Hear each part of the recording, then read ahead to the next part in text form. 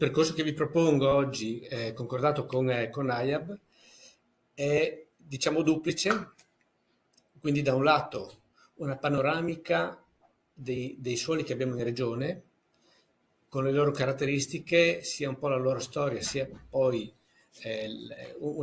qualche aspetto più legato alla funzionalità, e in una seconda parte invece quello che è l'uso del dato sul suolo, quello che possiamo fare, quello che c'è già disponibile, quello che in qualche modo viene integrato, siamo all'interno della cornice Agris, quindi nella piattaforma di modellistica e di informazioni che ERSA ha messo in piedi, e poi due piccoli focus sulla sostanza organica e sulla permeabilità, sempre perché li abbiamo un po' individuati come due possibili argomenti particolari. Allora, vado a condividere, se non mi lascia condividere la finestra, condivido lo schermo, però forse non posso farlo. Chiedo alla regia, forse no.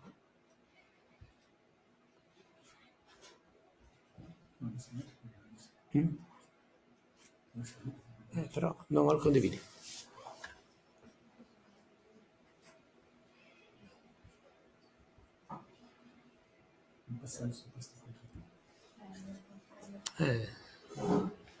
Devo passarti la roba. No, chiedo alla regia se c'è di insieme. Eccolo, ok, forse no. Sì, adesso sì. Adesso ce l'ho. Va bene, grazie. Bene. Vi chiedo chi è collegato se vede. Va bene. Sì, si vede. Quindi siamo nel percorso complessivo sulla sostenibilità che, come sapete, fa questa 3 giorni. Abbiamo parlato di agrometeorologia, oggi parliamo di suoli, poi andremo più specificamente sui modelli. Parlando di suoli, nella nostra regione abbiamo una situazione abbastanza diversificata, guardando solo alla pianura e alle colline, senza occuparci della montagna, che è un altro mondo ulteriore.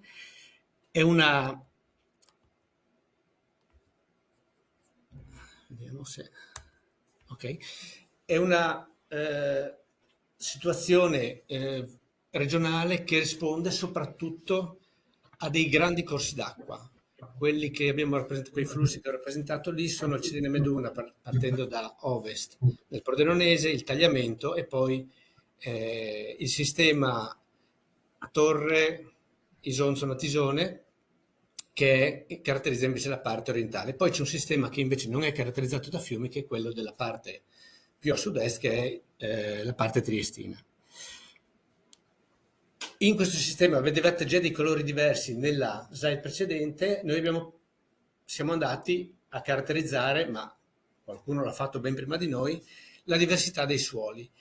Questa che vedete rappresentata è la carta dei suoli come è oggi, a una scala nominale 50-100.000 a seconda dei settori. Ci sono più di 200 diverse unità cartografiche e con 160 tipologie di suolo. Posso anche nascondere questo perché non ho problema. Ed è in questo momento lo stato della nostra conoscenza a questo tipo di scala, che è quella regionale a cui lavoriamo noi. Facciamo adesso un percorso per settori, tanto per capire che cosa offre in termini di suolo la nostra regione. E partiamo da un settore piccolo ma abbastanza caratteristico, che è quello dei colli morenici. Come sapete, i colli sono allo sbocco, nel nostro caso del tagliamento in pianura, e sono il residuo dell'attività del ghiacciaio che è finita grosso modo 18.000 anni fa. Il ghiacciaio ha costruito 3 cerchie, come quelli che vedete nella figura lì sopra, che oggi costituiscono l'anfiteatro morenico. La cerchia più meridionale, quella che va grosso modo da San Daniele Rive d'Arcano fino a Pagnacco Trecesimo, le altre sono più interne fino ad arrivare a Buia. E questo è stato un movimento di costruzione successiva, in cui l'ambiente che vediamo è abbastanza vario, nel senso che ci sono ovviamente delle pendenze, quindi è un ambiente collinare, ci sono ampie parti coltivate, ma ci sono anche dei boschi e il movimento del paesaggio è uno dei fattori che va poi a differenziare i suoli. Lo apprezziamo anche in una visione dall'alto e già qui potete percepire che c'è una forte diversità. Abbiamo dei territori che sono stati bonificati, vedete le scolline come fossimo in un ambiente ben diverso di bassa pianura, che hanno il significato che lì l'acqua va a ristagnare, ma contemporaneamente a pochissima distanza abbiamo un ambiente invece assolutamente contrario, come per esempio gestione dell'acqua, perché la pendenza e la granulometria del materiale aiuta molto di più invece l'allontanamento delle acque. Se andiamo a guardare i suoli, il suolo più tipico delle parti pendenti e comunque rilevate è un suolo che non è molto profondo, troviamo significative quantità di scheletro già a moderata profondità e quindi siamo in presenza di suoli che tendenzialmente perdono velocemente l'acqua. La reazione in questo caso è subalcalina, ma in ambiente, l'ambiente dei colli morenici è quello dove troviamo più frequentemente dei suoli anche a reazione subacida. Il ghiacciaio è per definizione una deposizione disordinata e molto casuale, quindi la tipologia dei materiali varia molto frequentemente e la permeabilità quindi è alta e agronomicamente quindi siamo di fronte a suoli che hanno delle potenzialità che variano a seconda della profondità a cui troviamo la ghiaia soprattutto dello scheletro in superficie, ma che non è mai altissima. Tendenzialmente anche verso quindi la percolazione sono suoli che sono poco protettivi, quindi ciò che percola lì arriverà facilmente agli strati profondi e poi alla falda. Questa sarà un po' la chiave di lettura che abbiamo. Sostanza organica non altissima e la capacità di scambio cationico in generale, che indica un po', è un elemento di fertilità, è moderata, in alcuni tratti bassa, in alcuni casi. Ma lo stesso ambiente, quindi il collinare dei morenici, ha anche suoli di questo tipo, totalmente diversi, dove si trovano questi tra le cerchie moreniche, quindi in quelle depressioni, in quelle valli interne che stanno tra una cerchia e l'altra, dove i materiali sono più fini, sul fondo possiamo avere ristagno, possiamo avere, come in questo caso, degli orizzonti scuri, ricchi di sostanza organica, perché è un orizzonte sepolto che è rimasto in cui la sostanza organica è stata inglobata e si è decomposta molto poco, ma possono avere anche la ghiaia sul fondo. In questo caso, invece, il problema più grosso che avremo sarà il drenaggio, da cui le scolline che avete visto prima. La potenzialità agronomica è un po' migliore perché tendenzialmente sono suoli più profondi e che riescono a trattenere più l'acqua e anche quindi gli eventuali elementi nutritivi. Erazione a maggior ragione qui neutra subacida perché molte volte questa componente organica la troviamo anche in superficie, se pensiamo alle parti molto umide, oasi dei quadris o alcune parti paludose, qui siamo in presenza di suoli prettamente organici che sono di solito matrice acida. Ecco, quindi già da un piccolo ambiente come morenico abbiamo visto che conosciamo una certa diversità. Se scendiamo con la stessa logica, quella del ghiacciaio, un po' più a valle, troviamo il tipo di deposizione che caratterizza maggiormente le alte pianure della nostra regione ed è il deposito cosiddetto braided a canali intrecciati che è legato allo scioglimento del ghiacciaio. Questa massa di acqua a un certo punto si è sciolta, ci ha messo un po', stiamo parlando di centinaia e migliaia di anni, però in questo processo ovviamente ha trasportato a valle il materiale. Quello più grossolano è quello che caratterizza oggi le nostre alte pianure, ma è deposto in questa maniera intrecciata.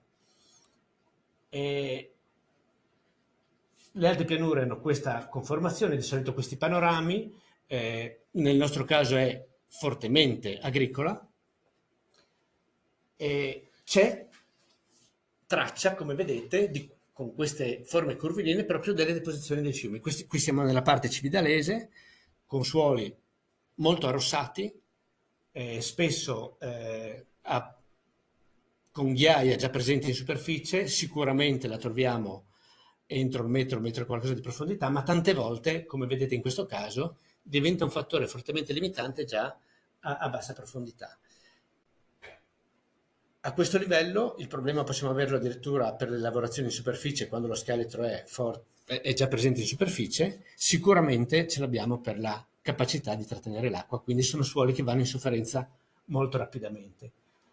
Essendo molto vecchi, pur partendo da una matrice fortemente carbonatica, hanno perso i carbonati nel tempo e li troviamo non particolarmente alcalini. Ecco, un pezzo che ci racconta la storia di questi suoli, per esempio, è questo tipo di ritrovamenti che facciamo tra i sassolini, tra lo scheletro che troviamo a media profondità. Ci sono, come vedete, delle ulteriori concrezioni che si formano su questi pezzi di scheletro.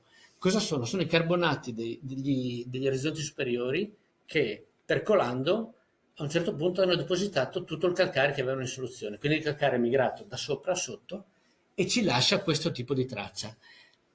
Questo ci dice 2 o 3 cose, che lì c'è stato nel tempo un forte processo di lixiviazione dei carbonati, quindi la circolazione dell'acqua, se non altro, è stata notevole. Che il carbonato che era sopra non lo troviamo più, ma c'era e ne troviamo traccia in questo modo. E un'altra informazione è che questo suolo ha una certa età, non è un suolo giovane, perché questo processo richiede dei tempi abbastanza lunghi.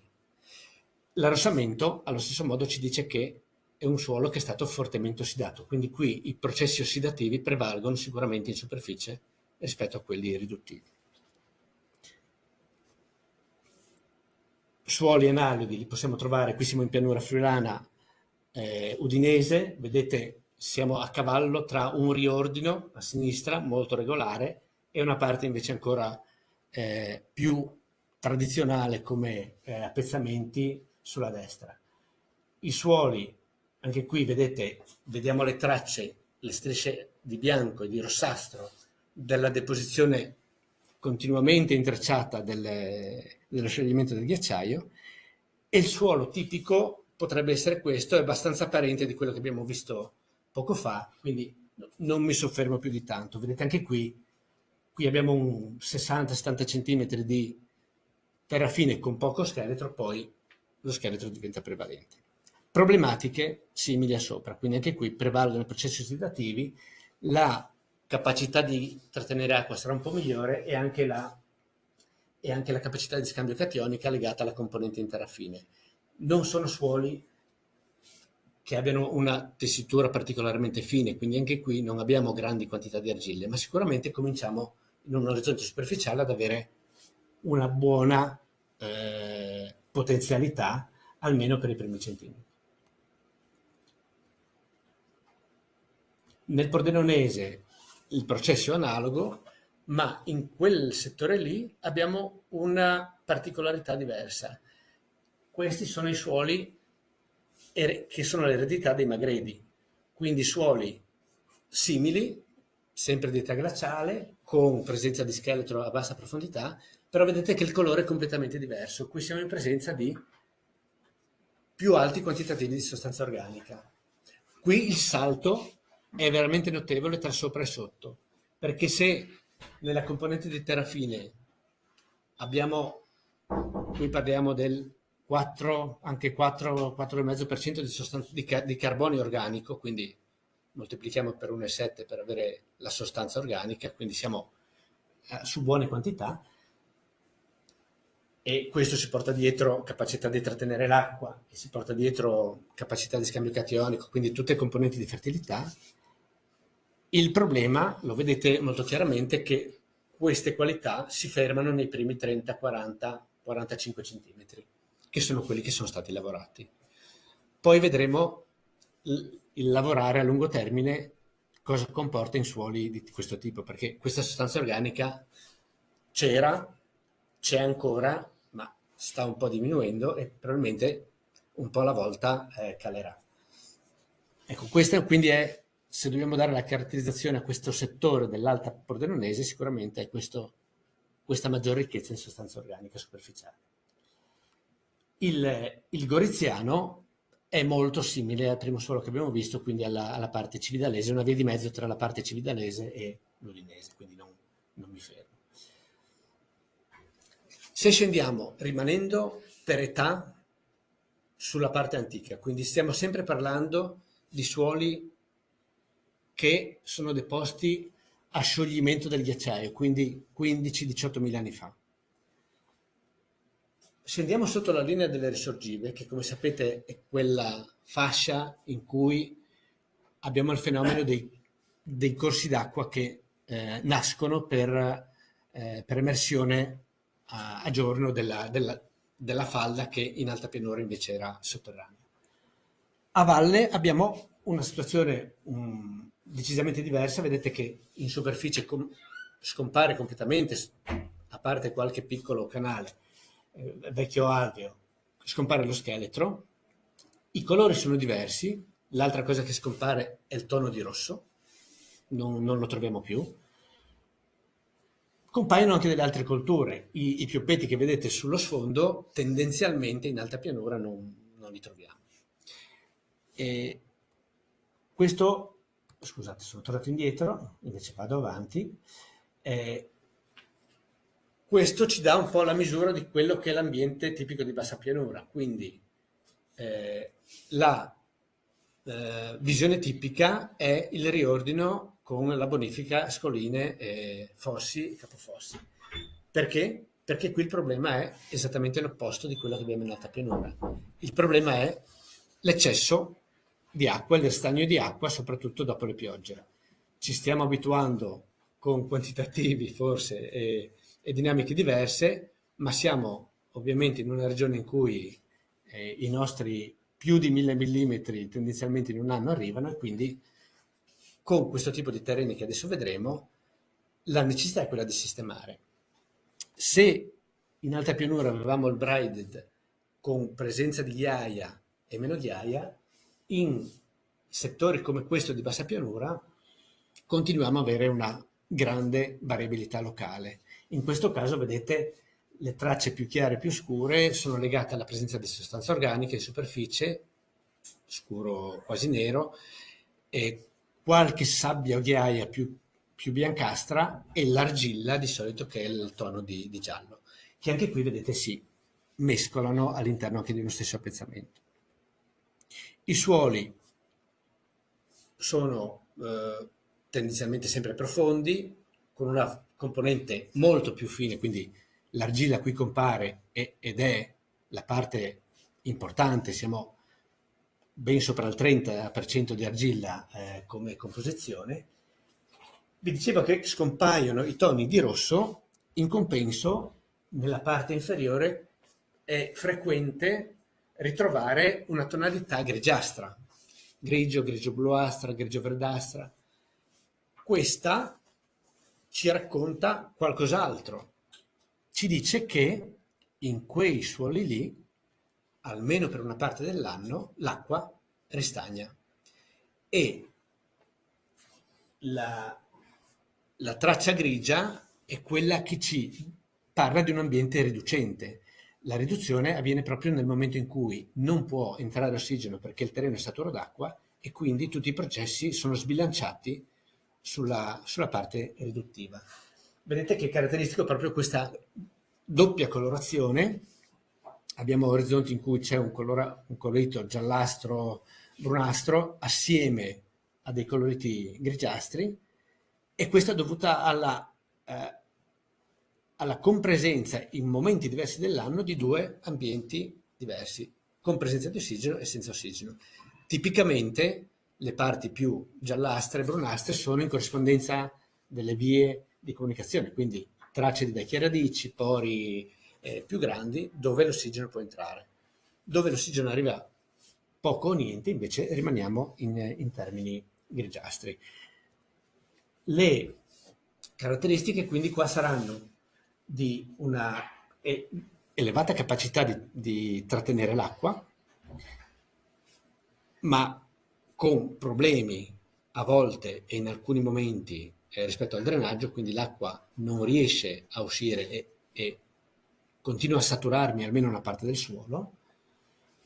Una capacità di scambio che tendenzialmente è sempre buona, anche elevata, che è legata in questo caso alla componente argillosa, al di là della presenza o meno importante della sostanza organica, e abbiamo anche una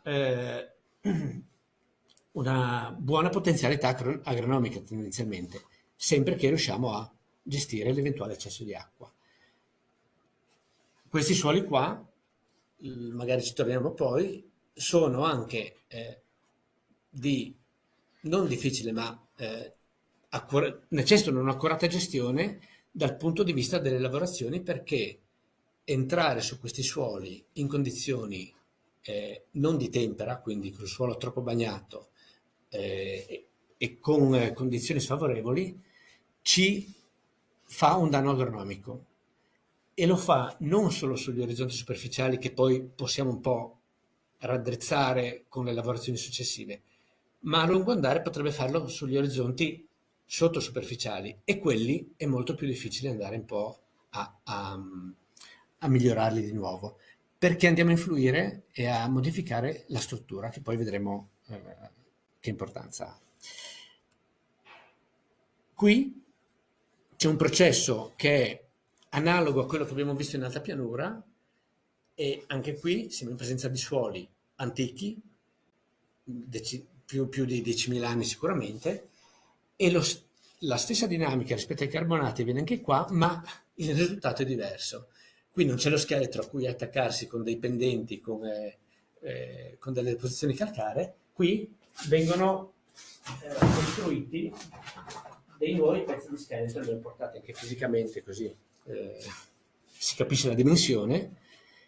Questi non sono uno scheletro vero che è lì in presenza e si è formato così, ma sono parti che si sono formate nuovamente con il carbonato che stava negli orizzonti superficiali.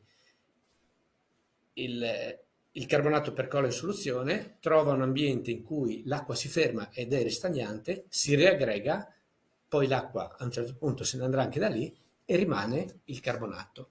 Anche questo ci racconta un po' una storia analoga, quindi ci dice che c'è stata lixiviazione di carbonati, che c'è stato ristagno, che c'è stata alla fine anche un po' di dinamica di asciugamento, per cui è precipitato e si è differenziato la concrezione di carbonatica, e anche qui ci dice che questi suoli sono vecchi, perché questo processo richiede tempo. Ecco, pensando a quelli che sono i nostri ambienti di alta e bassa pianura, qui vedete che se in tono di rosa vedete la deposizione antica, e invece nei toni di verde e giallo vedete le deposizioni più recenti, apprezzate una diversità che, se poi vivete il territorio e avete un po' presente la regione, riscontrate anche girando per il Friuli Venezia Giulia. In alta pianura noi abbiamo dei fiumi che sono profondamente incassati. Pensiamo al tagliamento tra Dignano e Spilimbergo, piuttosto che il Natisona Cividale. Ecco.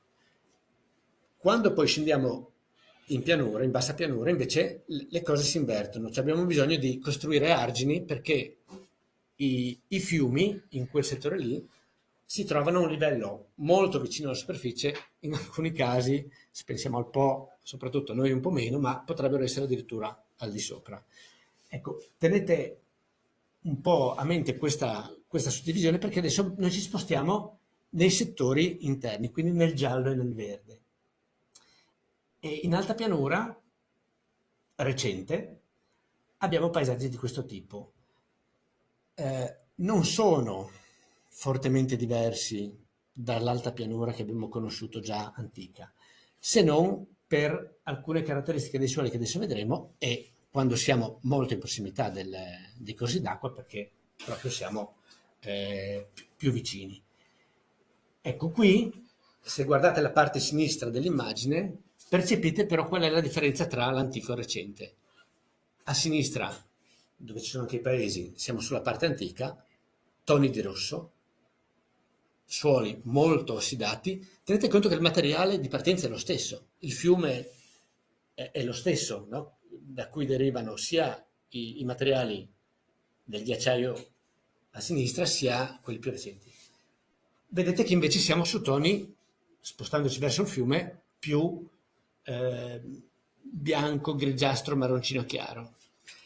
È mancata nelle migliaia di anni l'ossidazione, in particolare a ossidi di ferro, che è quella che caratterizza i suoli sulla sinistra. Dal punto di vista agronomico e funzionale non c'è moltissima differenza con gli altri suoli di alta pianura, perché anche qui in alta pianura la cifra di questi suoli è la presenza di scheletro a una profondità più o meno bassa. Una differenza forte potrebbe essere quella della quantità di carbonato, perché qui non abbiamo avuto tempo di lisciviare i carbonati in tutti quegli anni. Quindi abbiamo ancora reazioni fortemente alcaline e quantitativi di carbonati molto alti. Questo può essere ovviamente un piccolo problema per alcune colture, non tantissime, perché tendenzialmente non soffrono tanto questa caratteristica. Vedremo in bassa pianura c'è un problema magari diverso che invece potrebbe influire, però sicuramente il pH è decisamente alcalino. Anche qui poca capacità di trattenere l'acqua, quindi agronomicamente suoli da lavorare con attenzione, non possiamo aspettarci miracoli. Molte volte, come nel resto dell'alta pianura, sono irrigati, perché per poter fare una serie di la varietà di colture che vogliamo fare hanno bisogno di più acqua di quella che riescono a trattenere, e anche rispetto alla capacità protettiva dei suoli, quindi il loro potere di filtro sono dei filtranti di bassa qualità, quindi dobbiamo sempre fare attenzione anche a quello che circola in questi suoli, perché tende ad arrivare molto velocemente agli strati inferiori, quindi poi alla falda. Se ci spostiamo in bassa pianura, quindi arriviamo invece in quelle deposizioni che sono più fini e che tendono a stare invece più alte, anche perché in qualche modo siamo più larghi, la capacità di incidere era minore dell'acqua e aveva perso già una quantità di sia la forza sia una quantità di materiale. Anche qui torniamo su ambienti tendenzialmente molto ampi, con colture anche qui di nuovo ricompare il pioppo e tutte le colture da bassa pianura. Il contesto che ci si presenta è questo, quindi tendenzialmente anche qui, anche nelle parti recenti, suoli che necessitano di sistemazioni per allontanare l'acqua in eccesso, e un carattere in più, non c'è traccia di scheletro quasi mai, potrebbe esserci un po' di sabbia nelle parti più vicine ai dossi. Una differenza, oltre a tutti i problemi di ristagno e quindi di lenta permeabilità e così via, è dovuto, non lo vedete qui, ma al calcare attivo. Il calcare attivo è quella componente del calcare che è granulometricamente molto fine ed è quella che può creare dei problemi perché va in concorrenza rispetto all'assorbimento.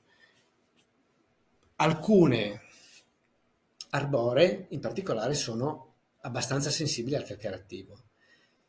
Alcuni portainnesti possono essere sensibili al calcare attivo, quindi ecco, in terreni come questi, che per alcuni elementi possono essere agronomicamente anche buoni e consentire buone rese e buoni risultati, bisogna fare attenzione soprattutto nel caso in cui si facciano colture arboree, perché qui potremmo appunto avere un un po' di problemi ulteriori. Anche qui siamo nella parte di bassa pianura in cui prevale la componente fine, quindi le argille in particolare aiutano ad alzare la capacità di scambio cationico, che è uno dei metri di fertilità generale che possiamo utilizzare. Quindi anche in questo senso abbiamo delle buone potenzialità.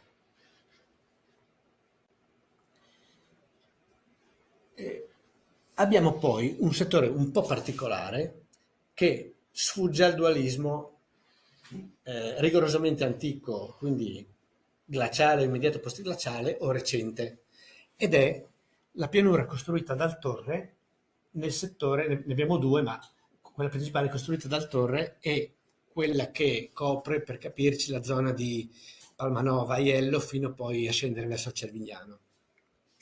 È una pianura un po' più antica, ma non è vecchia come il ghiacciaio. Gli ambienti, avete visto, sono quelli simili, insomma, più simili all'alta pianura, perché c'è poca componente di bassa pianura. Il contesto non ha richiesto riordini, quindi rimane ancora abbastanza con le sue componenti geometriche naturali, e spesso abbiamo terreni profondi. Però rispetto ai terreni profondi che abbiamo visto prima di bassa pianura, qui abbiamo una differenza. Nella gran parte dei casi la problematica legata al restagno è molto minore. Sono terreni che, soprattutto se hanno mantenuto la loro buona struttura, riescono ad allontanare l'acqua abbastanza bene, non hanno problemi come vedete, di scheletro, o possono averlo solo in profondità, più ci avviciniamo alla parte del tagliamento, quindi più andiamo verso ovest, e tutto sommato, da un punto di vista della potenzialità agronomica, sono forse tra i migliori che abbiamo in regione, perché sono quella via di mezzo che ci consente di non avere troppa preoccupazione, e si asciugano anche più rapidamente, quindi anche rispetto al tempo di ingresso dopo le piogge per le lavorazioni, ci danno dei margini migliori, hanno capacità di trattenere l'acqua, hanno capacità di scambio cationico perché la componente argillosa c'è ed è consistente, e quindi hanno abbastanza pochi difetti. Questi sono, se la guardiamo sulla quella che abbiamo sviluppato come carta della capacità d'uso generale dei suoli, questi sono tra le classi migliori che abbiamo in regione.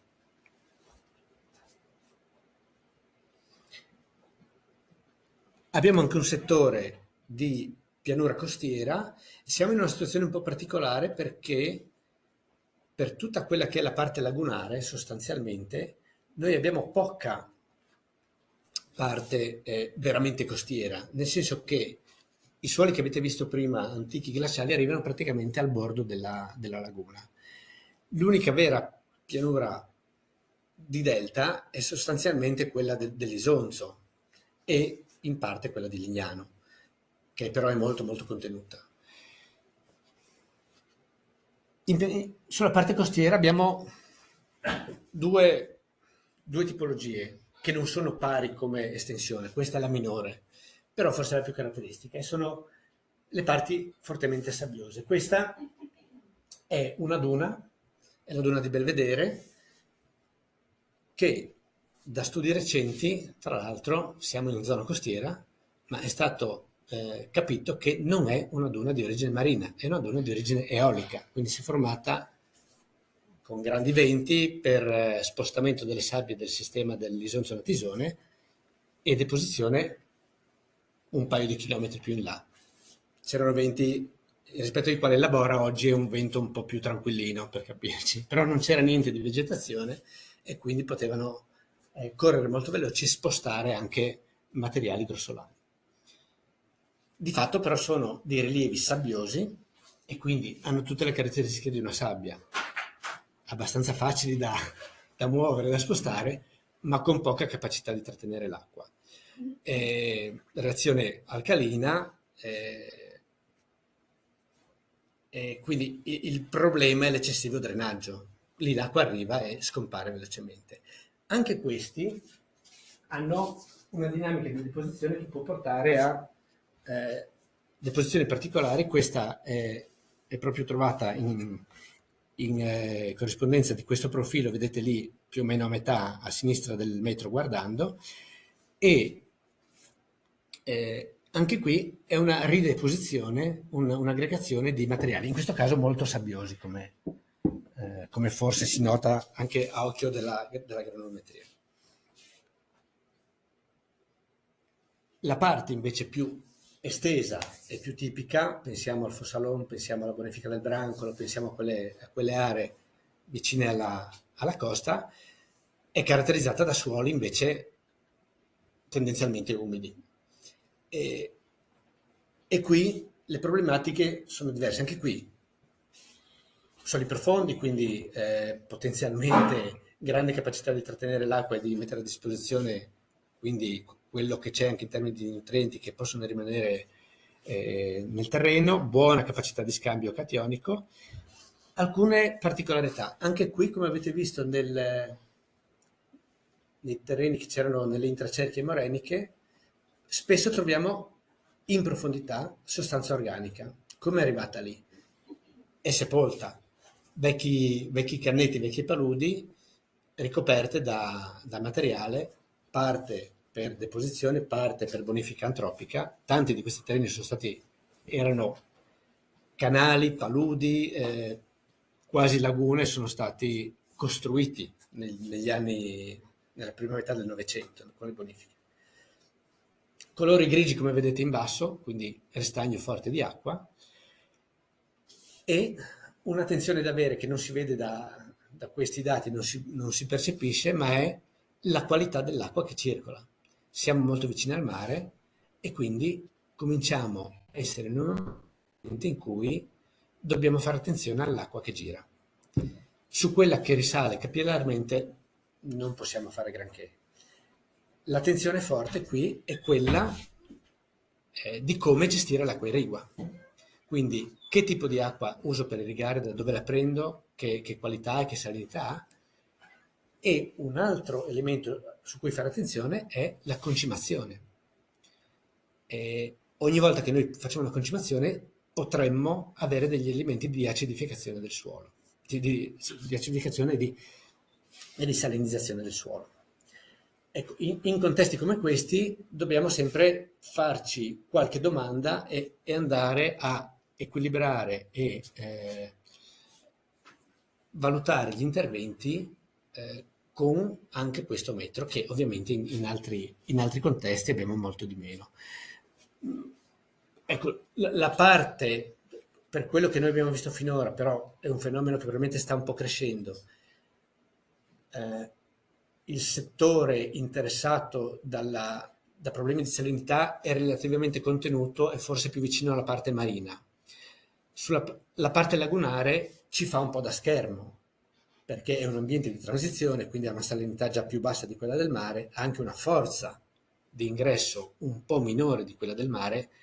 L'ingresso di marea deve prima scontrarsi con le bocche, con il limite lagunare, e poi risale sia i corsi d'acqua sia entra in falda, entra sotterraneamente.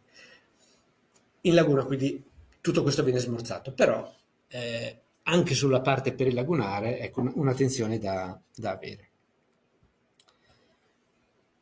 Chiudo questa carrellata abbandonando la pianura e andando non in montagna ma nei contesti che in parte sono ancora agricoli in senso proprio e che sono quelli dei rilievi bassi. E partiamo dalla parte sud-est che abbiamo finora trascurato, che è quella del Carso. Il Carso, come sapete, è un ambiente molto molto particolare. Vedete le due tipologie di panorama che possiamo avere, anche qui assolutamente dispari come estensione. È molto più tipico il paesaggio brullo che vedete in alto, quindi pietre affioranti, vegetazione scarsa, arbostiva o qualche parte di bosco piantato, pascoli, prati poco più, e poi abbiamo le doline.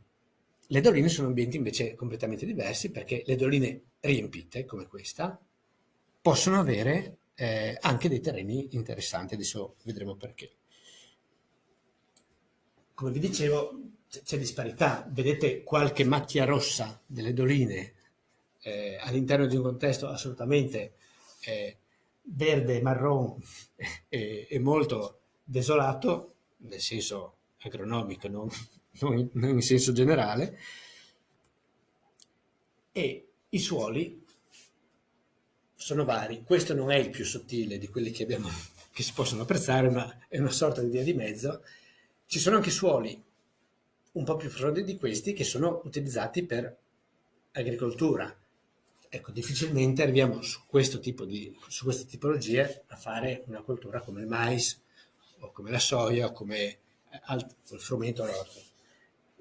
Però ecco, alcune orticole, i prati sicuramente possono sopravvivere. La parte di terra fine che c'è è una parte di terra fine abbastanza nobile, però, perché ha una tessitura medio-fine, ha una buona capacità di scambio cationico. Tendenzialmente la sostanza organica è abbastanza alta, perché storicamente questi contesti sono sempre stati comunque lasciati in pace, no? Quindi prato, arbusti, reintegro di sostanza organica. Se c'era probabilmente pascolo, qualcosina arrivava anche da quella parte lì, e quindi in questo senso quel poco che c'è è utile. Chiaro, stiamo parlando però di quantitativi in termini di centimetri da scarsi a moderati. Sapete anche che l'ambiente carsico ha la caratteristica di non trattenere acqua, non abbiamo acque superficiali, i fiumi, corsi d'acqua non esistono in Carso, quindi ciò che arriva viene trattenuto da quella parte di terrafine che vedete e poi è perso completamente, perché non esiste una possibilità di avere un acquifericcio, una faldina temporanea come possiamo avere in pianura. Qui, quando passa quella soglia lì, l'acqua è completamente persa. Il Carso però è anche l'ambiente di questi suoli qua. Io ho già avuto modo di dire che penso di aver visto in vita mia i suoli più sottili, più scarsi dal punto di vista della profondità in Carso, ma nello stesso ambiente ho visto questo che è ancora il suolo più profondo e più argilloso che io abbia mai visto. Siamo nella Dolina Grande di Auresina, qui siamo a 1,80 m. Io ho provato a trivellare, sono andato giù un altro 1,5 m abbondante, non c'è traccia di scheletro, di roccia, di altro. E parliamo di quantitativi di argilla superiori al 50%, con punte anche oltre il 60%. E siamo in Carso. Ecco, chiaramente qui sì, possiamo fare tutt'altro. Qui abbiamo suoli argillosi, tendenzialmente anche ben strutturati, e non hanno grossissimi problemi di drenaggio, perché il contesto comunque è in un contesto in cui alla fine si concentra tutto, ma poi c'è una via di uscita dell'acqua sul fondo della dolina sicuramente. E anche, vedete, la capacità di scambio cationico è sicuramente elevata. Quindi in questi piccoli contesti abbiamo un altro mondo per settori limitati, ma qui per esempio sì, abbiamo visto abbondantemente fare anche il mais e senza grossi problemi.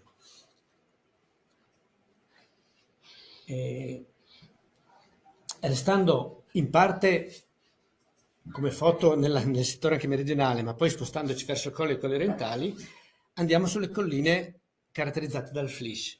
Poi vedremo che il flysch è una definizione un po' generale, ma ci si può sbizzarrire poi con tante varianti.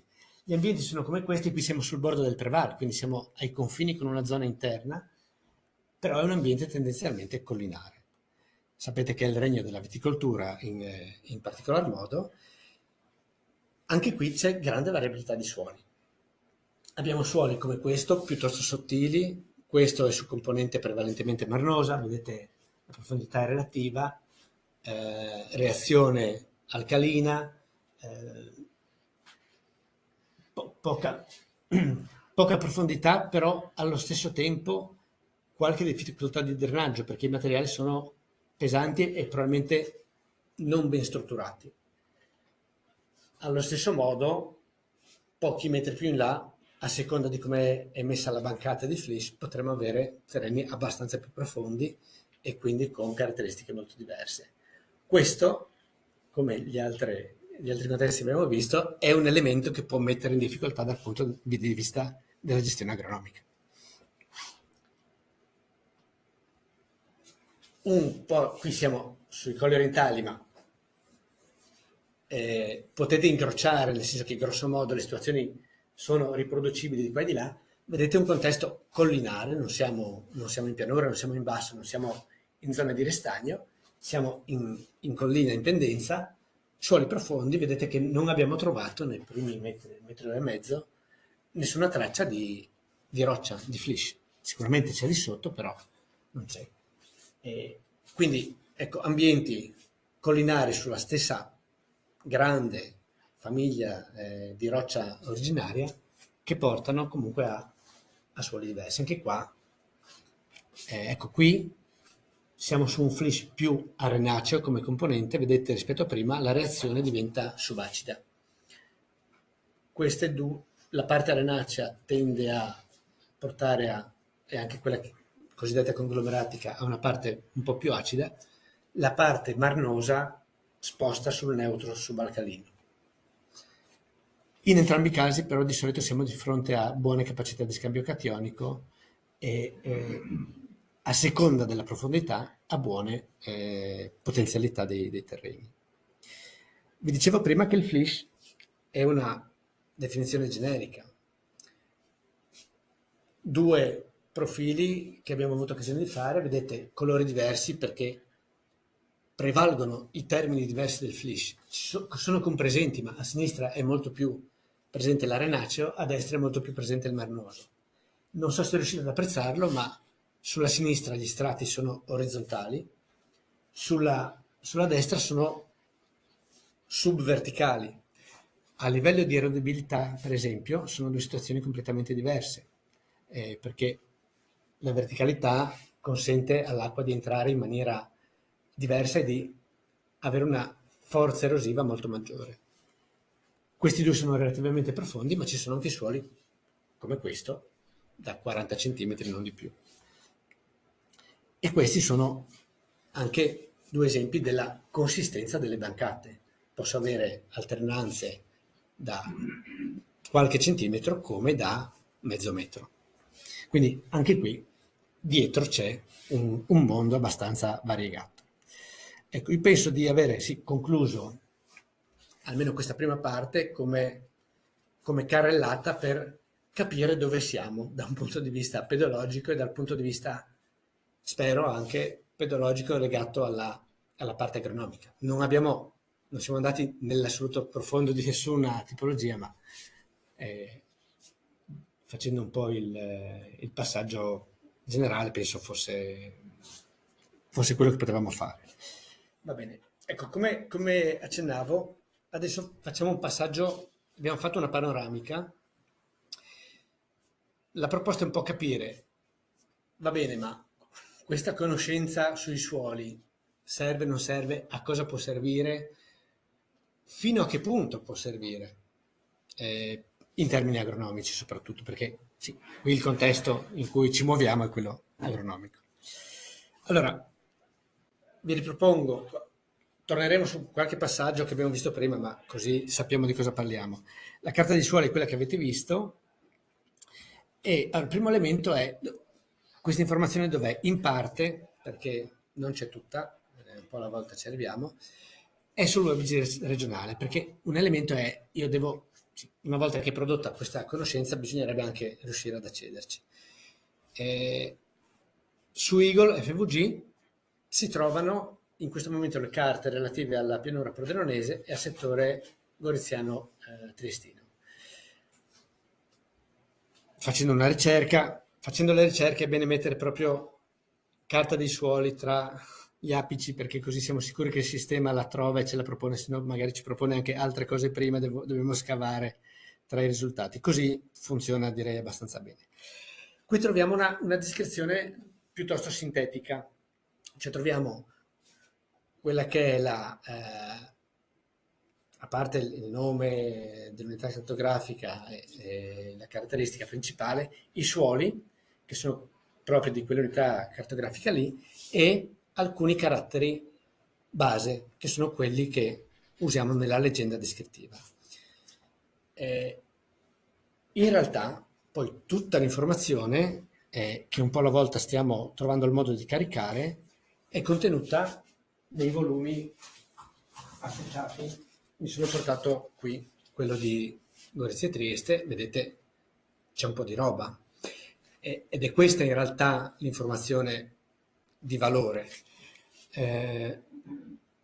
Stiamo cercando adesso con Insir, che è il nostro partner, la in-house che gestisce il portale, di un po' alla volta agganciare anche questa informazione spacchettata a quello che si può esplorare dal sito. Per chi usa sistemi come i GIS, quindi può lavorare con mappe digitali, lo strato informativo è scaricabile, quindi uno può portarlo sul suo PC e incrociarlo ad altri strati. E questa è la prima cosa che sottolineo. Il suolo tante volte è uno degli elementi che assieme ad altri mi consente di fare dei ragionamenti, in particolare alla scala regionale a cui lavoriamo. Stiamo parlando qui all'interno del contesto piattaforma Agrix e i dati sui suoli cercano anche di avere una funzione di alimentazione rispetto alla piattaforma. Abbiamo diversi modelli che in qualche modo interagiscono e richiedono il dato sul suolo e la piattaforma è stata costruita in maniera da interagire direttamente con una selezione. Abbiamo costruito appositamente alcuni strati informativi funzionali alla piattaforma di modellistica. Vedremo poi come funziona, ma vedete già qui che le due possibilità sono questa o quella del dato aziendale. Ci torniamo, ma per la variabilità che avete visto, noi lavoriamo alla scala regionale, poi se uno ha informazioni molto migliori in casa sua, è sicuramente meglio che usi quelle. Dove entra, tra le altre cose, il dato suolo? Nei due scenari agrometeorologici di cui abbiamo parlato una settimana fa, di cui ha parlato Andrea Cicogli una settimana fa, in particolare in quello che è il bilancio idrico territoriale e nella valutazione della percorribilità sui suoli. La carta che avete visto prima è sostanzialmente uno dei due elementi assieme alle acque che ci arrivano, pioggia e irrigazione, ed eventualmente risalita capillare, che fanno poi il bilancio, che ci aiutano a fare il bilancio idrico. Sulla parte invece di modelli agronomici, lì eravamo sugli scenari, se ci spostiamo sui modelli agronomici, il sistema ci chiede, quando andiamo a far girare, ad applicare un modello agronomico, ci chiede di individuare il punto di riferimento e noi andiamo a individuare automaticamente alcuni caratteri del suolo. Quindi, se noi non abbiamo altri elementi, il sistema ci proporrà il suolo più frequente in quel contesto territoriale lì, in quella unità cartografica territoriale lì. Facciamo quello che possiamo, nel senso che ovviamente in quel contesto, l'avete visto prima, c'è un po' di variabilità. Quindi questa è la proposta. Nel momento in cui io capisco che sì, è vero, ma io sono proprio in quella parte di quell'unità particolare che non ha scheletro, questo dato qua vado a correggerlo o vado a capire che tipologia di suolo posso avere proprio di quel contesto lì. Avete visto prima che il contesto è questo, quindi il sistema qui andrà a pescare probabilmente il suolo a profondità media. ma io potrei essere su un punto in cui prevale fortemente la ghiaia. E quello, a questa nostra scala non possiamo farlo. Idem, vi rifaccio due esempi di prima per capire di cosa stiamo parlando, no? Quindi io questa finezza nella, nella variabilità dei suoli non riesco un po' a rappresentarla. Vi ho portato anche, questa è una foto della media pianura, siamo eh, qui subito a valle della faccia delle sorgive, è un appezzamento, ma vedete che ci sono quattro colori. C'è il nero che vedete più ricco di sostanza organica, c'è la parte biancastra, un po' di ghiaino e sabbia, c'è la parte marroncina più vicina a noi che è quella parte un po' più francolimosa e non più arrossata, potrebbe esserci anche quello, e vedete sullo sfondo il giallo caratteristico dell'argilla. Questo è un campo. Alziamo le mani. Cioè, ma anche lo stesso, capite che anche lo stesso agricoltore purtroppo non sono suoli completamente diversi, ma un minimo di risposta diversa anche della coltura, sicuramente io me l'aspetterei anche lì. È un caso particolare, no? Non è tutto così, però la scala, diciamo, dei metri con cui potremmo ragionare è anche questa. Come proviamo a rappresentare, se uno usa la carta dei suoli, come proviamo a rappresentare questa variabilità a livello nostro? Siamo una regione, quindi non possiamo arrivare alla scala aziendale. Le nostre carte non parlano mai di unità pure, di un suolo unico, parlano sempre di un insieme di suoli. Li chiamiamo complessi o associazioni, dipende quanto sono distinguibili a scale più basse, ma è un tecnicismo. L'altra cosa che ci sentiamo di dire è che quei tre suoli lì dell'unità B2 della pianura esontina non sono equidistribuiti, ce n'è uno un po' più presente, un altro abbastanza e uno minoritario. Questo riusciamo a dirlo. Non riusciamo a cartografarli perché sennò sarebbe una carta fatta solo di linee e non di poligoni pieni. E poi ci vorrebbe molto più lavoro. I tre suoli sono parenti, se volete, però capite che qui parliamo di un 30 centimetri e poi c'è la ghiaia, un 50-60 centimetri e poi c'è la ghiaia, e invece una terza possibilità in cui la ghiaia è solo sul fondo, ma anche una presenza diversa di scheletro già dalla superficie, quindi anche come mi ci muovo sopra. Questi tre si alternano e avete visto perché succede. Quindi quando si legge una carta dei suoli di questa scala bisogna tenere conto di questa particolarità. Un'altra attenzione da avere, quando qui questa considerazione vale al di là della carta e della scala. Quando andiamo a utilizzare un'informazione sul suolo, cosa utilizziamo? Allora, mi è capitato e capita molte volte di sentire descrivere un suolo semplicemente con la tessitura. È un suolo franco. Beh, già bene, sappiamo qualcosa, ma questi due sono due suoli franchi. Se guardate le percentuali SLA stanno per sabbia, limo, argilla. Sono molto vicine, volendo quello a sinistra ha anche un po' più di argilla, è messo meglio, no? Però se facciamo questa lettura, per esempio, e su questa basiamo delle valutazioni, abbiamo dimenticato sicuramente un elemento. Sulla destra non a scheletro, e sulla sinistra il 35%, un terzo abbondante. Cambia il mondo dalla superficie, quindi come mi muovo, pensiamo ad alcune orticole delle piantine un po' più delicate o alla necessità di lavorarci con delle macchine operatrici di una certa precisione o di una certa delicatezza, cambia ovviamente tutta la caratteristica di dinamica dell'acqua, dei nutrienti, delle radici, dei vuoti che abbiamo lì dentro. Ma il secondo elemento che tante volte non consideriamo è cosa c'è sotto. Perché quei due suoli lì, fatto salvo lo scheletro, avrebbero la stessa tessitura. ma poi quello che succede a 30, 40, 70 centimetri è completamente diverso. Allora uno può dire, beh, ma le radici non è che forse vadano così in giù, a parte che fino a 50-60 centimetri le radici anche delle annuali vanno, si spera, no? Sì, loro vorrebbero, loro sarebbero in grado di.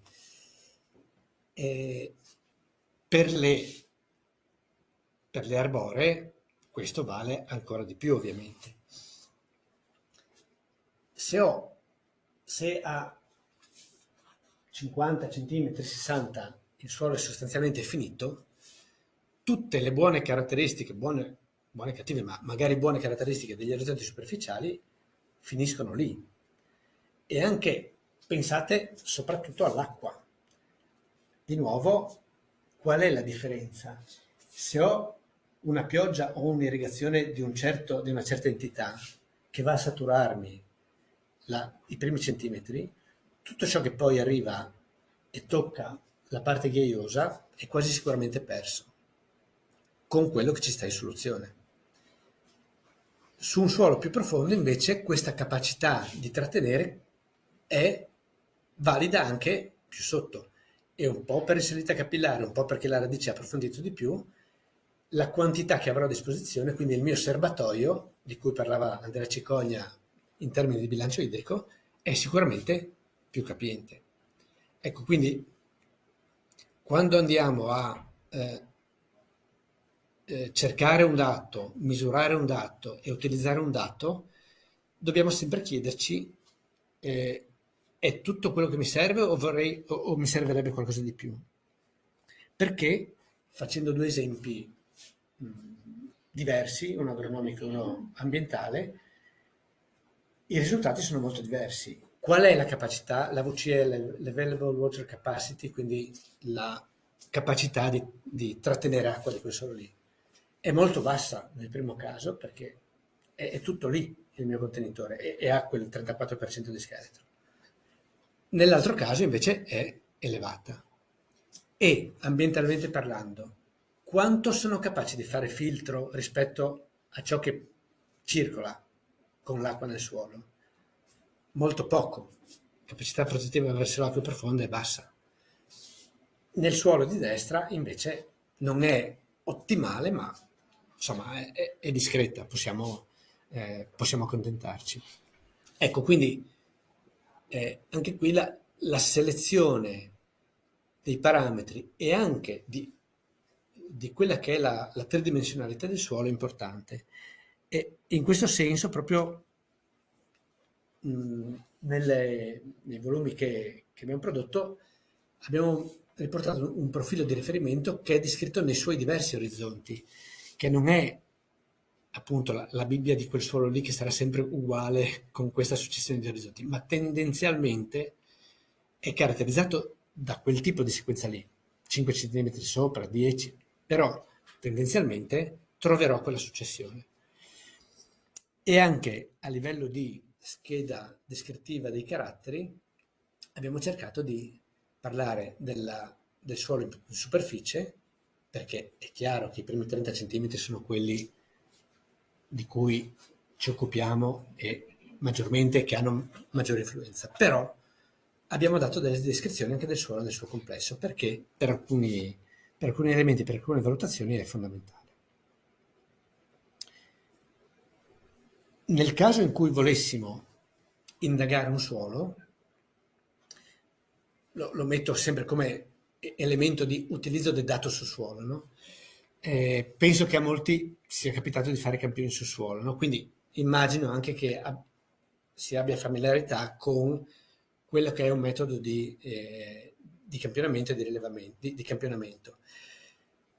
È bene che io guardi e dovrei conoscere l'appezzamento o la mia azienda, gli appezzamenti di cui voglio informazioni. Quindi se c'è diversità posso fare due cose: individuare le varie situazioni differenziate e campionare in maniera separata per avere un'informazione propria su ciascun settore.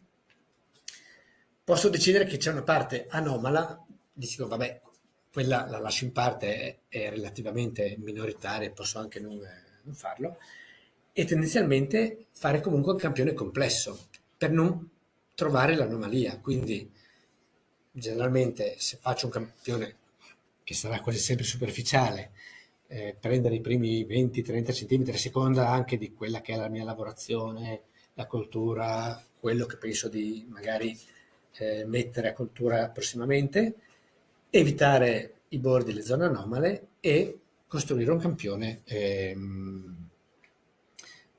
complesso.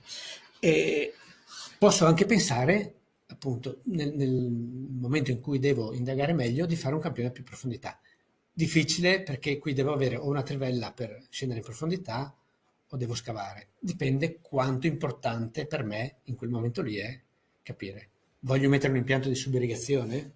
Forse è meglio che non mi accontenti di un'analisi del suolo in superficie. Vorrei capire se se c'è qualche orizzonte che mi comanda rispetto all'acqua la profondità d'impianto, è bene che io faccia uno studio un po' più serio, quindi un piccolo scavo per capire il profilo, in quel caso lì è da fare. Quali parametri? Dipende fortemente da che cosa coltivo, da cosa voglio coltivare e fino a che punto voglio caratterizzare il suolo. Ci sono parametri standard, noi qui abbiamo un laboratorio di analisi per esempio che ha un suo pacchetto di analisi ordinario, posso essere interessato a qualche particolare microelemento o qualche analisi particolare. Ci sono anche analisi molto dettagliate rispetto alla componente organica. Entriamo già in un mondo in cui non tutti i laboratori lo fanno, non tutti i laboratori sono esperti e devo anche sapere cosa sto andando a cercare. Però, ecco, chiedermi quali parametri devo andare a misurare è importante. Un suggerimento, alcuni parametri, se li ho già misurati anche tempo fa, valgono e rimangono. La tessitura non cambierà. Il pH cambia molto lentamente a meno che non abbia fatto delle grosse correzioni. Carbonati, anche quelli non rimangono. Sostanza organica è già qualcosa che potrebbe modificarsi, ovviamente tutta la parte macro e microelementi invece è più volubile nel tempo.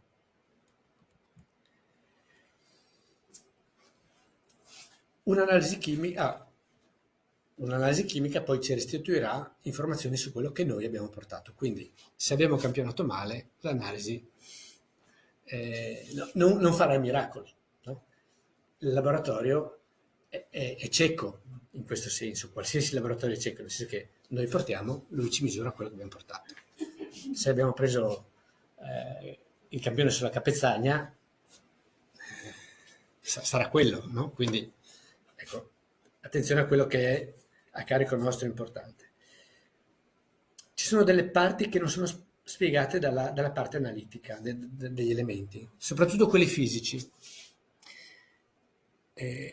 La struttura del suolo, come gli aggregati tra loro si compongono, si interfacciano, è qualcosa che non può essere misurato da un laboratorio. Noi facciamo un campione e distruggiamo questa componente. Questa va vista in campo.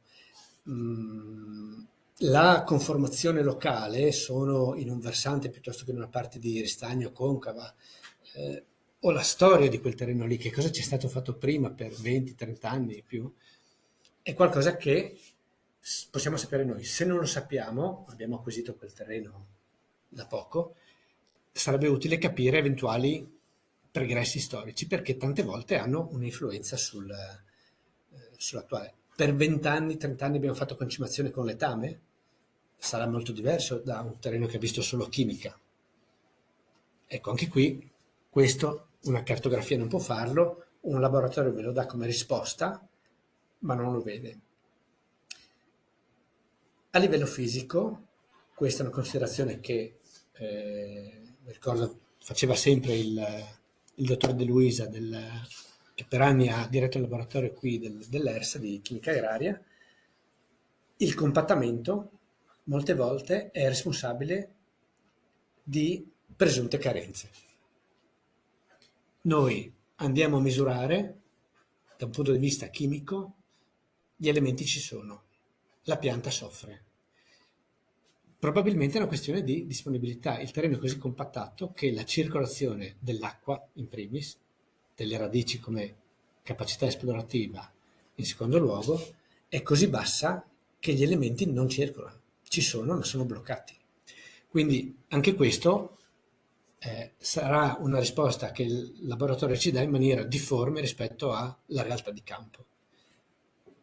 Questa è un'osservazione che sta un po' più a noi, no? Quindi ecco, il compattamento, per esempio, sui suoli pesanti di bassa pianura soprattutto, è un elemento importante che non è spiegato da un'analisi chimica. Due piccoli focus. Il primo sulla sostanza organica. Ne parlavamo con Stefano Bortolussi, mi avevamo un po' chiesto di capire se si poteva un po' ipotizzare qualcosa sull'evoluzione della sostanza organica. Allora, ho provato a prendere un ambiente molto caratteristico per noi, che è quello immediatamente a valle della fascia delle sorgive, è quella che sarebbe una media pianura. Noi usiamo media pianura, ogni tanto la confondiamo col medio Friuli, ma la media pianura per noi è quella fascia che sta subito, che è proprio la fascia delle risorgive, e quella immediatamente a valle. Ed era caratterizzata, soprattutto nel passato, da una grande quantità di ambienti umidi. Oggi li conosciamo come biotopi, come paludi rimaste, ce ne sono diverse, no? Da Gonars a Bertiolo a Flambro, e sono, se ci pensate, tutte lì su quella fascia lì. Il suolo tipico probabilmente è quello che vedete in alto a sinistra. È un suolo fortemente organico, quantità di carbonio organico negli orizzonti superficiali intorno al 25-28%, forse anche 30%, possiamo arrivare. Presenza di acqua molto vicina alla superficie, quindi in questo modo sicuramente non un suolo agricolo. A fianco vedete un esempio più asciutto, molto vicino dal primo, rispetto al primo. Sono poche centinaia di metri, ma su un ambiente leggermente più alto, quel metro di quota in più, nella parte non bassa ma nella parte elevata, e anche qui però un contesto dal punto di vista dell'uso del suolo, come vedete a destra, quindi prati umidi, al massimo sfalciati forse, ma sicuramente non arati, non utilizzati in maniera agronomica spinta. Anche qui rimaniamo su quantitativi di carbonio organico importanti. Carbonio organico, dico sempre, è il dato da laboratorio, sostanza organica, perché bisogna sempre fare attenzione a questi due termini. Sostanza organica è quella quota lì per 1,7. Quindi se parliamo del 25 siamo intorno al 40 abbondante, se parliamo del 15 siamo intorno al 25-26. La differenza tra questi due ambienti è, direi, soprattutto l'ossidazione, no? Nel caso centrale, cioè nel profilo più a destra in alto, c'è meno saturazione d'acqua, più ossidazione, e un po' alla volta si è mineralizzata la sostanza organica. In basso vedete un suolo qui eravamo a Gonars, io e Sandra a Gonars, e vedete che ha conservato un orizzonte superficiale molto scuro, ma siamo al 5,5% di sostanza organica, di carbonio organico. Il contesto può essere quello che vedete a destra. Vedete anche qui sempre un altro campo interessante con vari colori. Infatti abbiamo fatto 3 profili quel giorno lì nel raggio di meno di 1 chilometro, 3 cose molto diverse. E ecco qui vediamo probabilmente l'effetto dell'azione di alcune decine di anni, perché tutto sommato di questo stiamo parlando, dall'inizio, prima metà del Novecento, quando un po' alla volta sono state bonificate le parti delle risorgive, ad oggi insomma, pochi anni fa, il salto potrebbe essere questo. Quindi l'evoluzione un po' è questa, immagino qui senza reintegri, anche perché avendo un suolo che partiva molto bene, ovviamente se dovevo reintegrare sostanza organica lo facevo su suoli più poveri. Quindi questa potrebbe essere un po' l'evoluzione. Ho provato a utilizzare un'informazione che un collega aveva digitalizzato con estrema pazienza. Questi sono i punti che vedete in grosso, sono i suoli che erano classificati come organici già dalla superficie, da Feruglio, personaggio notevole assieme a Comel e ad altri che ha rilevato la pianura friulana nei primi 30 anni del Novecento. Questi sono i suoli che risultavano organici come descrizione.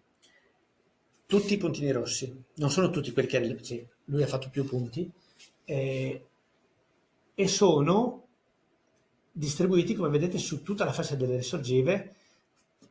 Come punto di riferimento vedete in basso a destra quella parte grigia è lo scalo di Cervignano, e in alto qui sopra le parti un po' più regolari sono Villa Manin. Questi li possiamo pensare come i primi due suoli che avete visto qua al tempo. Oggi sicuramente non siamo così, no? Ecco, quindi tutti quei punti lì, se li rifacessimo oggi, sarebbero diversi. Noi oggi cosa cartografiamo che dovrebbe essere molto vicino a quella situazione lì? Le parti in giallo, che vedete coprono una parte veramente piccola. È vero, poi qua e là c'è qualche suolo che potrebbe assomigliargli, ma assomigliano molto di più all'ultimo che abbiamo visto. Quindi i punti del tempo oggi sono dei suoli con l'orizzonte superficiale abbastanza ricco in sostanza organica, ma decisamente diverso da quello che era tempo fa. Qui possiamo pensare che c'è un secolo scarso di evoluzione, cioè di asciugamento e lavorazione e ossidazione. Scusate.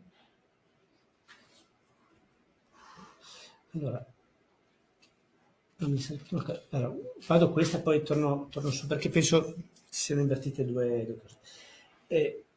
Se dovessimo andare a stimare, visti i valori di cui parlavamo prima, il quantitativo di sostanza organica, valutate sempre che lo facciamo su una scala regionale, quindi per le tipologie che abbiamo studiato, questa è un po' la situazione. Vedete, siamo con grande prevalenza di carbonio organico compreso tra 1 e 2%, parti sotto l'1%, che sono, è vero, una quota è legata ai terrazzi recenti e agli alvei dei fiumi, okay?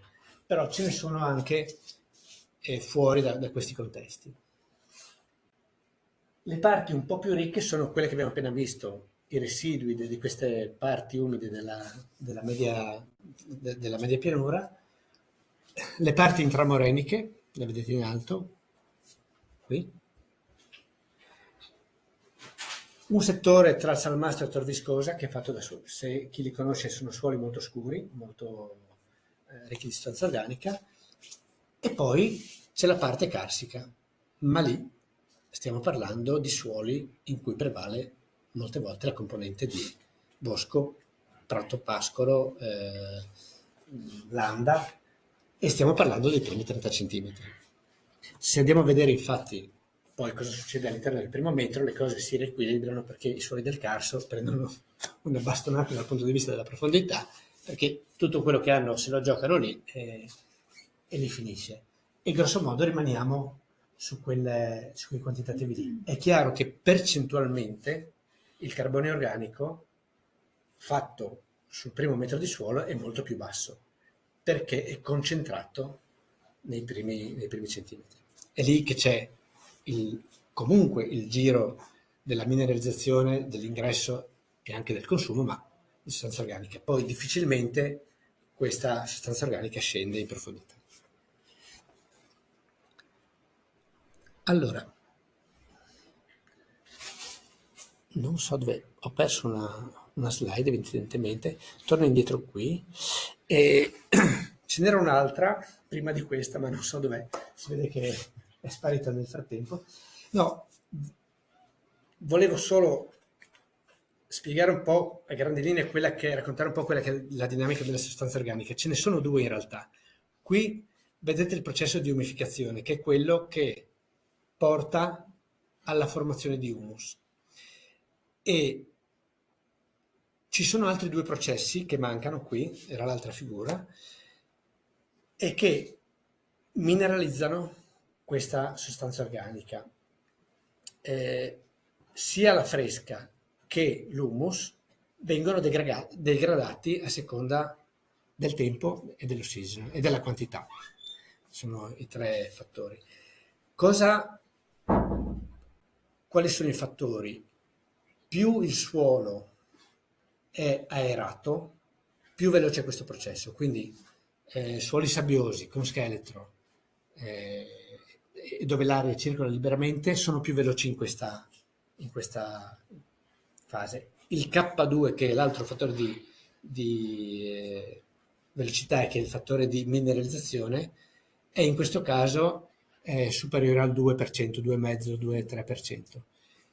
Suoli argillosi invece tendono a lasciar passare un po' meno l'ossigeno, quindi tenere un po' più, mantenere il tesoro di sostanza organica lì, quindi la mineralizzazione è un po' più lenta. Il fattore che regola questa velocità è più basso ed è 1,7, 1,8 circa per cento, ma mi dispiace che non lo vediamo qui. L'altra cosa che si legava, e che è quella che vedete qui, è: ma se noi, in base ai conti che facevo nell'altra slide, perdiamo a seconda del contesto 1200, 1500, 2000, anche più di 3000 kg per ettaro all'anno di humus. Situazione normale, senza fare cose incredibili. Questa sostanza organica, come faccio a reintegrarla? E se la consumo così, ho la possibilità di portarne dell'altra, non ci sono grandi soluzioni. Sono soluzioni gestionali e agronomiche, e poi ci sono gli apporti.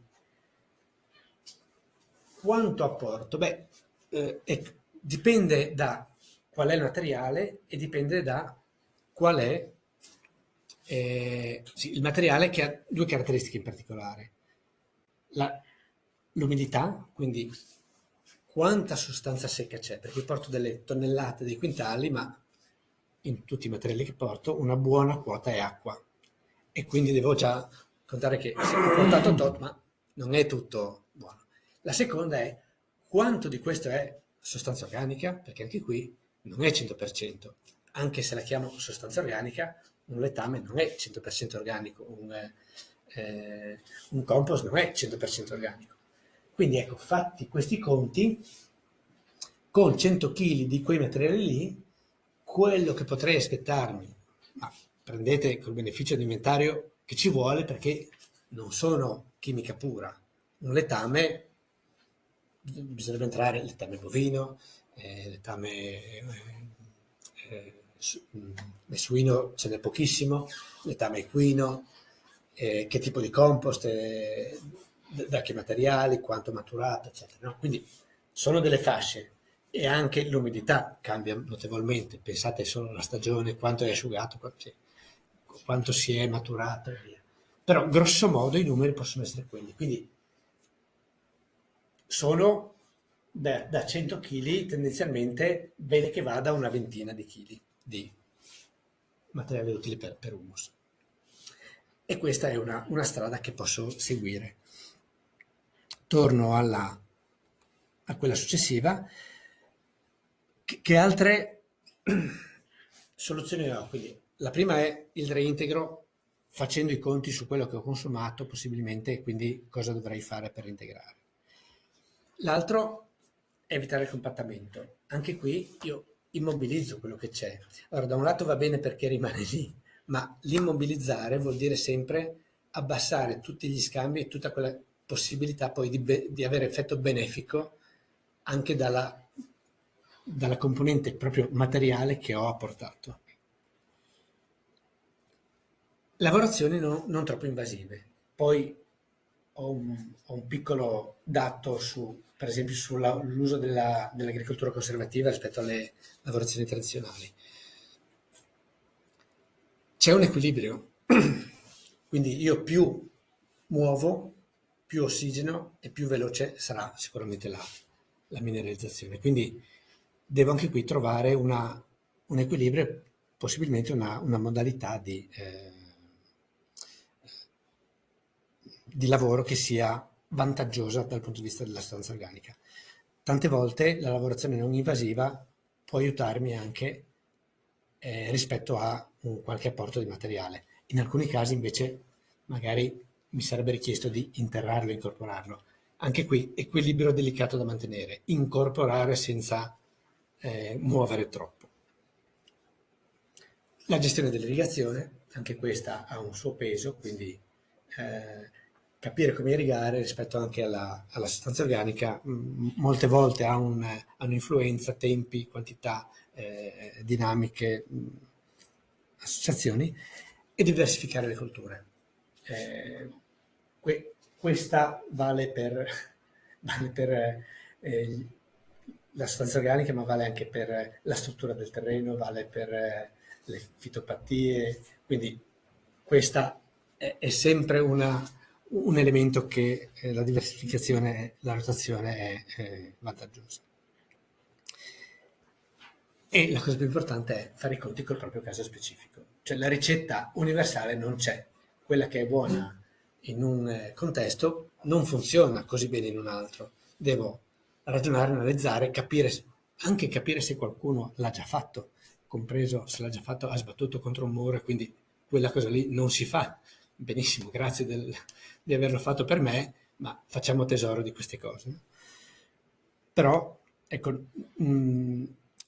la ricetta che io vedo data a qualcuno va reinterpretata valutando il mio contesto rispetto a quello. Vi dicevo, abbiamo dei dati simili su alcune aziende anche qui in regione, ma questo era fatto su alcuni dati un po' più numerosi, quindi l'ho preso da lì, nel contesto di un progetto che abbiamo fatto sull'agricoltura conservativa, qui all'Università di Milano. Cosa succede in medio e lungo termine alla sostanza organica? Comparando, vedete a destra in rosso la rottura, al centro la minima lavorazione, quindi pensiamo a lavorazioni non rate intorno ai 10, 15, 20 cm massimo, e la semina sul sodo, quindi senza proprio muovere il terreno. Ma tendenzialmente nella casistica, facendo un po' la somma del totale, c'è un arricchimento di sostanza organica negli orizzonti superficiali, anche notevole. E negli orizzonti superficiali, che sono quelli che beneficiano di questa gestione. Tendenzialmente chi fa questo tipo di agricoltura ha anche delle cover crop che lascia sul terreno, che quindi un po' alla volta entrano e rimangono lì, e quindi ha probabilmente un effetto anche aggiuntivo al solo termine di lavorazione. Quello che vediamo è che sostanzialmente, se guardate la percentuale, statisticamente non ha significato, al di sotto dei 20-30 cm le cose non cambiano. Perché non andrò a modificare il terreno nella sua interezza. L'influenza ce l'ho lì. Però su quella parte lì, effettivamente, in questo modo, nei grandi numeri si vede che il miglioramento superficiale c'è. Secondo e ultimo focus, che avevamo un po' concordato, è sulla permeabilità, che ha sempre un po' l'ottica della con l'ottica della gestione agronomica e della lettura delle situazioni differenti. Allora, permeabilità ha a che fare con l'acqua, ma abbiamo sentito che ha a che fare anche con quindi la capacità di operazione da un lato e la capacità di trattenere dall'altro. No?